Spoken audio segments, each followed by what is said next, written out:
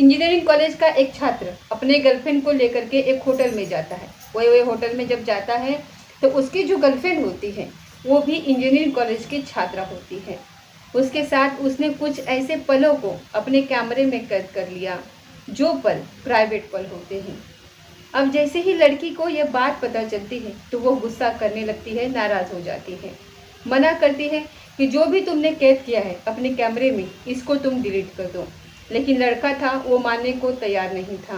उसने अपने गर्लफ्रेंड को एक काम दिया। उसने कहा कि अगर तुम चाहती हो कि ये बात किसी को पता न चले तो मैं तुम्हें एक हिडन कैमरा देता हूँ। इस हिडन कैमरे को तुम अपने कॉलेज के बाथरूम में जा कर के लगा देना, जहाँ पर लड़कियाँ ज़्यादातर आती रहती हैं। कुछ इसी तरीके का टास्क उसको दिया जाता है। लड़की वो ये काम कर भी देती है। लड़की ये काम करती है और वो लड़कियों को ही देखा करता था कैमरा, क्योंकि उस बाथरूम के अंदर ज़्यादातर लड़कियां ही आया करती थी। लेकिन एक दिन एक लड़की की नज़र उस कैमरे पर पहुंच जाती है और जैसे ही कैमरे पर उसकी नज़र पहुंचती है तो इस बात की खबर पूरे कॉलेज में फैल जाती है कि इस तरीके से लड़कियों के बाथरूम के अंदर एक हिडन कैमरा लगा हुआ है। अब यहाँ पर बवाल मच जाता है। ऐसे ही एक और मामला होता है। उस मामले ने भी पूरे देश भर में चर्चा का विषय छोड़ दिया है। आज की कहानी जो मैं आपको सुनाने जा रही हूँ, एक कहानी है एक हिडन कैमरे की, जो दो अलग अलग जगहों पर लगे हुए थे और लड़कियों को खास करके जो कि घर से बाहर रह कर के पढ़ाई करती हैं उन्हें सोचने पर मजबूर कर देती है। आज की कहानी बहुत सारी लड़कियों के लिए कुछ सबक देने वाली कहानी है। नमस्कार, स्वागत है आपका हमारे चैनल पर। आज की जो सच्ची घटना मैं आपको सुनाने जा रही हूँ, ये सच्ची घटना है राष्ट्रीय राजधानी क्षेत्र पूर्वी दिल्ली के एक शकरपुर थाना क्षेत्र की। दरअसल एक यूपीएससी की तैयारी करने वाली एक लड़की जो कि आईएएस ऑफिसर बनना चाहती थी, वह उत्तर प्रदेश के एक ज़िले की रहने वाली होती है। वो लड़की दिल्ली के शकरपुर में रह रही थी और वहाँ रहकर वो अपनी पढ़ाई वगैरह कर रही थी। जब जब उसके मोबाइल पर नोटिफिकेशन आता है, नोटिफिकेशन यानी कि व्हाट्सएप का जैसे ही कोई मैसेज आता है, बेल बजती है, तो उसने अपने मोबाइल को जैसे ही वो चेक करती है तो मोबाइल को खास करके व्हाट्सएप पर जब सामने वाले को ये पता चल जाता है तो दो ब्लू टिक लग जाते हैं। लेकिन लड़की वो अपना मोबाइल चेक भी नहीं करती थी और अचानक ही उसकी उसमें ब्लू टिक लग जाया करती थी। एक बार हुआ, दो बार हुआ, तीन बार हुआ। लड़की थोड़ा समझ नहीं पा रही थी कि मैं तो देखती भी नहीं हूँ और मेरे व्हाट्सएप के मैसेज जो है वो बिना पढ़े ही ये ब्लू टिक क्यों लग जाते हैं। ब्लू टिक तब लगता है जब कोई अपने मोबाइल को चेक करता है, खासकर अगर चैट को चेक करता है। ठीक वैसे ही लड़की यहाँ पर परेशान हो जाती है।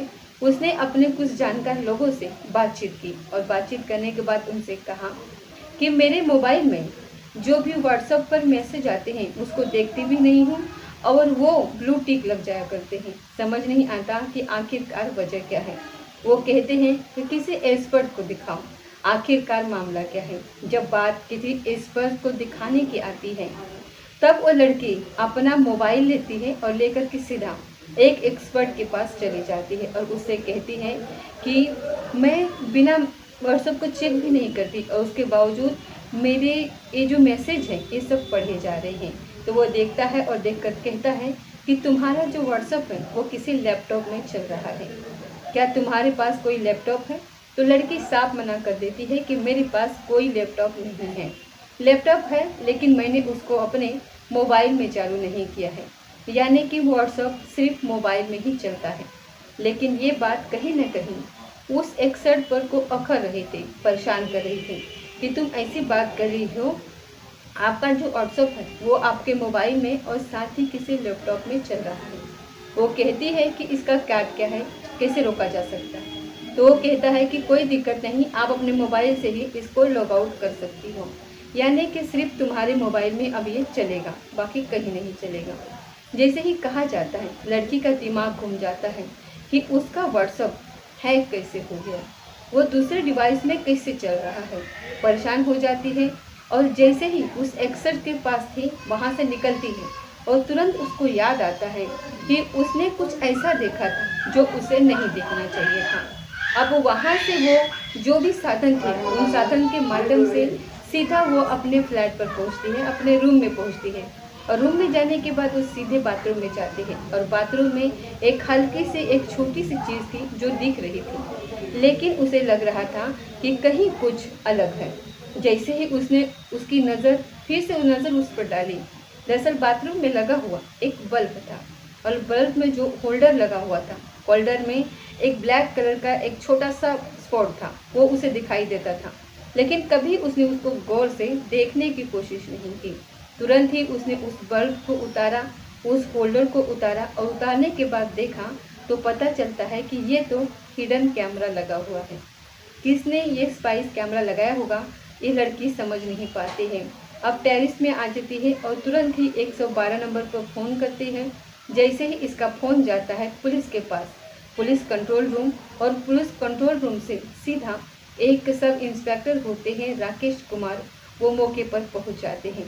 लड़की से पूछा जाता है कि क्या बात है, क्या परेशानी है। लड़की ने अपने बारे में बताया कि उत्तर प्रदेश के किसी जिले की वो रहने वाली है, दिल्ली में वो यूपीएससी की तैयारी करने के लिए आई थी और इस कमरे में वो रह रही है और उसका जो कि व्हाट्सअप है वो किसी और व्यक्ति ने चलाया हुआ था और उसी के बाथरूम के अंदर कोई कैमरा किसी ने फिट करके रखा है कि जैसे ही भी वो एक्टिविटी करती है, वहाँ बाथरूम में जाती है, नहाना धोना जो भी सब लोग जो करते हैं वो सब के सब पल इस होल्डर में लगे हुए एक हिडन कैमरा, एक स्पाइस कैमरे में जा कर के कैद हो जाता है, सब रिकॉर्ड हो जाता है। जैसे ही ये बात पुलिस वालों को पता चलती है, पुलिस वाला भी हैरान हो जाता है ये सोच कर कि आखिरकार ये किसने किया होगा। फिर पूरे घर की तलाशी ली जाती है, पता चलता है कि कमरे में भी लगा हुआ था एक हिडन कैमरा, एक बाथरूम में और एक बेडरूम में। अब बेडरूम में एक लड़की अकेली ही रहती है, जैसे भी वो रहती है, जिस हाल में रहती है, कोई उस पर नज़र रखा हुआ था। पहले उसके व्हाट्सएप को भी हैक कर लिया, साथ ही उसके बाथरूम और उसके बेडरूम में भी कैमरा लगा दिया गया। पुलिस ने अब इस मामले की जांच पड़ताल करना शुरू कर दिया, ये पता करने की कोशिश की। ये बात है 24 सितंबर 2024 की। अब इस 24 सितंबर को जब ये पता करने की कोशिश की कि आखिरकार इस लड़की के इस रूम के अंदर कौन आता है कौन जाता है, तभी पता चलता है कि जो मकान मालिक का बेटा है करण, वो कभी भी आता है, खासकर तब जब लड़की बाहर चली जाती है तो अपने कमरे की चाबी उसी मकान मालिक के बेटे को दे देती है। और जब उस मकान मालिक के बेटे को पुलिस ने पकड़ा तो पता चलता है कि वो लड़का भी तैयारी कर रहा था सरकारी नौकरी की। 7 साल से वो तैयारी कर रहा है, हालांकि वो विकलांग भी है और मेहनती भी है और लड़की को बिल्कुल भी यकीन नहीं था कि इस पर शक किया जा सकता है, क्योंकि जब भी उस लड़की को परेशानी होती थी तभी वो आकर के मदद किया करता था, दीदी बोला करता था, मदद किया करता था, लड़की को कोई शक नहीं होता। लेकिन पुलिस जब अपने तरीके से उसको पूछताछ करती है तो चौंकाने वाली बात सामने आती है। करीब 3 महीने पुरानी बात है, वो लड़की जब अपने गांव जाती है तो अपने कमरे की चाबी उस मकान मालिक के बेटे यानी करण को दे करके जाती है। करण को जब मौका मिलता है तो वो 2 कैमरे इसके बाथरूम में और साथ ही इसके बेडरूम में फिट कर देता है, सेट कर देता है और उसके व्हाट्सएप का जो डिवाइस होता है, जो लिंक था, वो अपने लैपटॉप में भी चालू कर लेता है। जब जब उसके पास कोई भी नोटिफिकेशन आता था तो सबसे पहले वो करण बैठा हुआ आराम से देख लिया करता था, उसके पास और कोई काम होता ही नहीं था। और साथ ही जब उसे मौका मिलता था, यानी कि जो भी उसने हिडन कैमरे उसके कमरे में उसके बेडरूम में लगाए हुए थे, ना तो वो ऑनलाइन चल रहे थे और ना ही किसी रिमोट से चल रहे थे, इसीलिए मौका पा कर के वो उसमें जाता था और चिप निकालता था और दूसरी चिप उसमें फिट कर दिया करता था और उसे अपने मोबाइल में ला करके उस वीडियो को अपने पास रख लिया करता था। इस तरीके से वो लड़की के कुछ ऐसे पलों को अपने कैमरे में कैद कर रहा था जो शायद उसे नहीं करना चाहिए थे। पुलिस ने उसे सख्ती से पकड़ती है, उसके खिलाफ संबंधित धाराओं में मुकदमा दर्ज कराते हैं। मुकदमा दर्ज करने के बाद उसको जेल भेज दिया जाता है। जब इस इलाके की बात उच्च अधिकारियों तक पहुंचती है तो उच्च अधिकारियों ने एक अपील की कि जितनी भी लड़कियां हैं, चाहे वो लड़कियां हैं, महिलाएं हैं, कोई भी है, घर से अगर वो बाहर निकलती है तो कम से कम उसे थोड़ा ध्यान देना चाहिए कि उसके साथ कहीं ऐसा तो नहीं है कहीं उसकी कोई रिकॉर्डिंग तो नहीं हो रही। ठीक ऐसे ही घटना एक यूपीएससी यानी कि आईएएस की तैयारी करने वाली इस छात्रा के साथ होती है। ठीक ऐसे ही एक और घटना होती है 29 अगस्त 2024 को। आंध्र प्रदेश का एक जिला है कृष्णा, और कृष्णा जिले का एक गुड़ी वाला एक जगह लगती है। वहाँ पर एक इंजीनियरिंग कॉलेज होता है, और 29 अगस्त 2024 को वहाँ पर एक बवाल मच जाता है। दरअसल बाथरूम में जब एक लड़की बाथरूम का इस्तेमाल कर रही थी, तो उसकी नज़र पहुँचती है एक जगह पर।